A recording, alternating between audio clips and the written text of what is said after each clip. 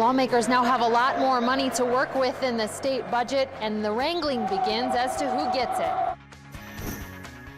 The state will take in much more money than expected over the next 2 years. Good evening, I'm Eric Franke. And I'm Susan Simon. New estimates out today show the budget picture is getting much better. Political reporter Jessica Arp explains now lawmakers have to decide what to do with the cash, Jess. Well, one lawmaker said today it was kind of like winning the lottery, but that they had to find ways to invest that money rather than just spend it. $575 million of new money. Now, I think that's the story of the day. As lawmakers on the Joint Finance Committee continue to vote on parts of the state budget, they now have a lot more money to work with. You're probably going to want to know how you're going to spend it. We're not going to be spending it willy-nilly. The latest estimates from the Legislative Fiscal Bureau show the state taking in more than $500 million than expected in tax revenue in the next 2 years. I think there's a broad interest in giving our K-12 education more resources because we'd like to.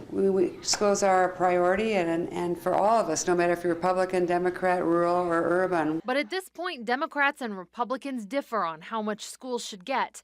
The governor's budget kept K-12 funding flat. Assembly Republicans now say they'd support a $100 per student increase.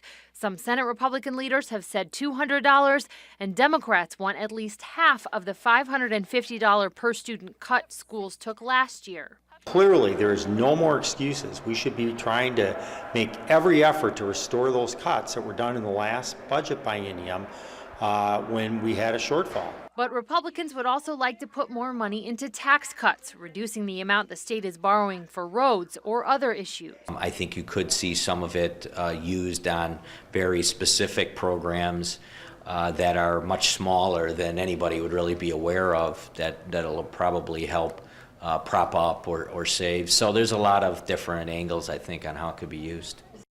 The governor said in a statement today that he'd also support increased aid for schools, but also listed lowering income and property taxes and building a rainy day fund as priorities. Democrats say they'd also like to see cuts restored to job training programs at technical colleges. This will be the beginning of a very big discussion in the legislature. Jessica Arp reporting. Thanks, Jess. Thanks.